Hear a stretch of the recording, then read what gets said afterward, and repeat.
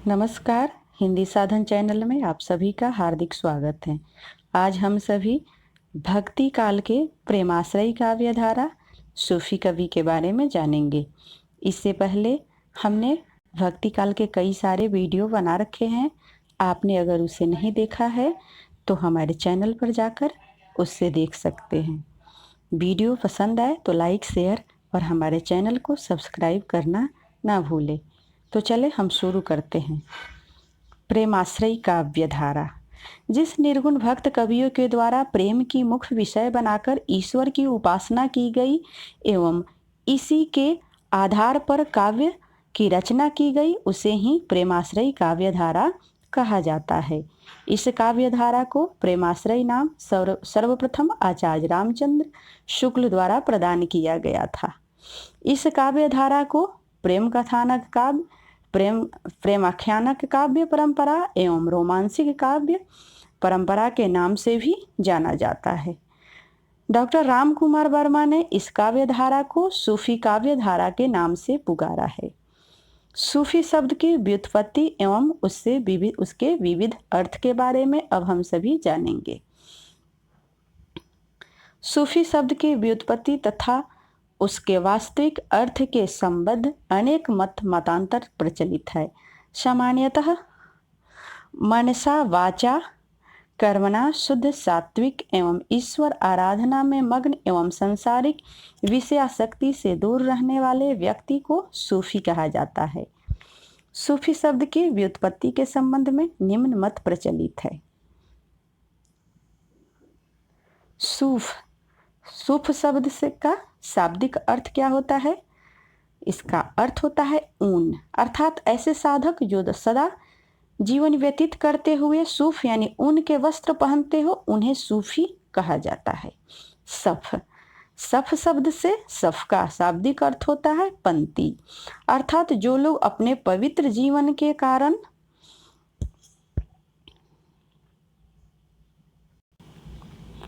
रोजे कयामत प्रलय के दिन एक अलग सफ पंक्ति में खड़े किए जाएंगे, उन्हें सूफी कहा जाता है। सूफा शब्द से सूफा का शाब्दिक अर्थ होता है चबूतरा, अर्थात मक्का में हजरत मोहम्मद द्वारा बनाई गई मस्जिद के सामने स्थिर सूफा चबूतरे पर बैठकर जो लोग ईश्वर भक्ति करते हैं, उन्हें सूफी कहा जाता है।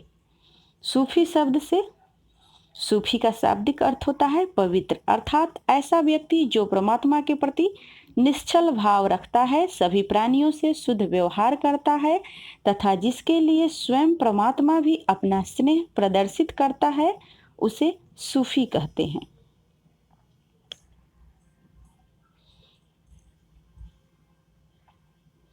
सोफिया या सोफियस शब्द से इसके अनुसार ऐसा परम ज्ञानी व्यक्ति जिससे पूर्ण तत्व का साक्षात्कार हो चुका है, उसे सूफी कहते हैं। नोट: इस बात में पुस्तकीय ज्ञान इल्मे सफीना की अपेक्षा हृदय ज्ञान इल्मे सीना को विशेष महत्व दिया जाता है। तसव्वुफ शब्द से इनके अनुसार परम सत्य का ज्ञान प्राप्त करने वाला व्यक्ति सूफी कहलाता है। सूफी मत की विविध परिभाषाएं या व्याख्याएं। अबुल हुसैन अनुनरी के अनुसार जिसे संसार से घृणा होती है और परमात्मा से प्रेम होता है, उसे सूफी मत कहते हैं। अबू हसन सालुकी के अनुसार विधि निषेधों से मुंह मोड़ना सूफी मत है। अब सईद फजल्ला के अनुसार एकनिष्ठ भाव से परमात्मा में ध्यान लगाना ही सूफी मत है। अबू वक्र शिवाली के अनुसार परमात्मा के अतिरिक्त किसी में मन केंद्रित न करना ही सूफी मत कहलाता है। डॉक्टर बिमल जैन के अनुसार विधि विधानों से मुंह मोर निखिल विश्व में व्याप्त तथा शाश्वत तथा अमूर्त शक्ति की झलक सर्वत्व पाकर मुस्लिम साधकों ने जो रहस्य अभिव्यक्त किए, उन्हीं में सामंजस्य का नाम सूफी मत है। अब हम सभी सूफी काव्य धारा की प्रमुख विशेषताएं को देखेंगे।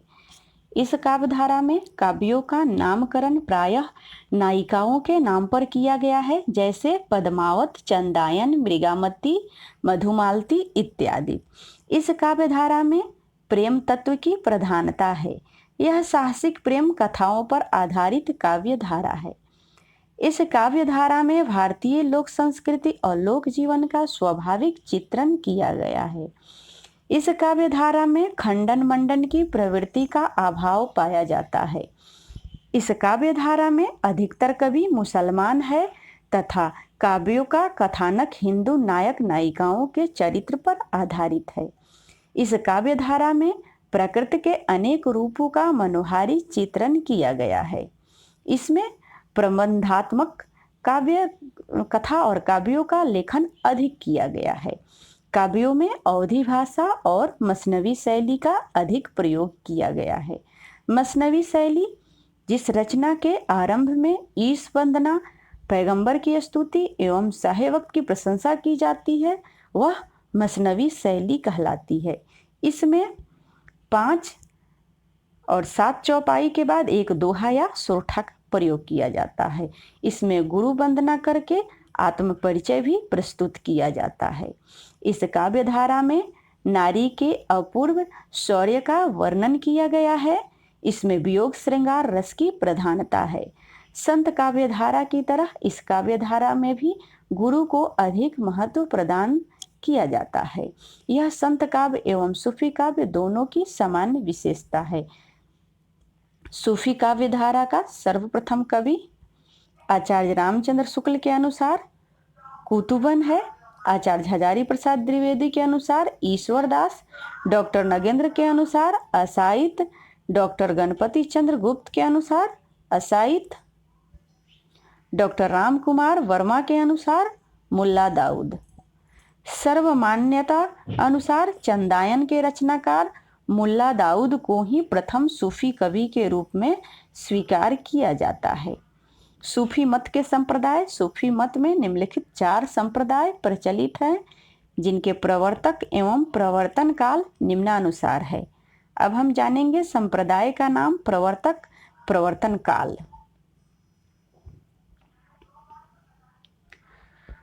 संप्रदाय का नाम चिश्ती संप्रदाय, जिसके प्रवर्तक है ख्वाजा मोइनुद्दीन चिश्ती।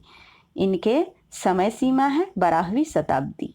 सुरावर्दी संप्रदाय, जिसके प्रवर्तक हैं जलालुद्दीन सुखफोस।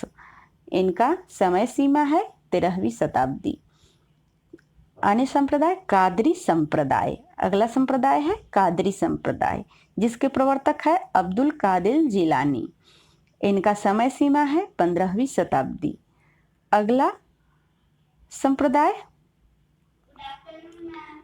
नक्शबंदी संप्रदाय, जिसके प्रवर्तक है ख्वाजा अलाउद्दीन नक्शबंद। इनका समय सीमा है 16वीं शताब्दी। सूफी साधना की अवस्थाएं। सूफी साधना के अंतर्गत साधक को निम्न 4 अवस्थाएं मानी जाती है। शरीयत, शरीयत यानी नासूत, धर्म ग्रंथों के विविध निषेधों का सम्यक पालन करना। तरीकत, मलकुत, शुद्ध हृदय से ईश्वर स्मरण का ध्यान करना। हकीकत, जबरूत, भक्ति के प्रभाव से सत्य का सम्यक बोध। मारिफत, लाहुत, कठिन व्रतों से प्राप्त सिद्धावस्था, जिसमें साधक परमात्मा में लीन हो जाता है। इस प्रकार से आत्मा, रूह यानी वाता जीवन को प्राप्त करती है। विशेष तथ्यात्मक जानकारियाँ। भारत में सूफी लोगों या सूफी मत का आगमन 12वीं शताब्दी से हुआ माना जाता है। सूफी मत का मेरुदंड प्रेम माना जाता है।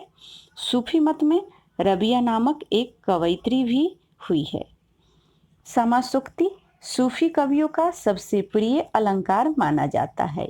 इस आधार पर आचार्य शुक्ल ने पद्मावत काव्य को समासुक्ति का उपनाम दे डाला है। सूफी कवि मानवीय प्रेम, इश्क मजाजी, जो देवीय प्रेम, इश्क हकीकी की सीढ़ी कहकर पुकारते हैं। सूफी मत के अनुसार ईश्वर एक है, उससे हक कहा जाता है।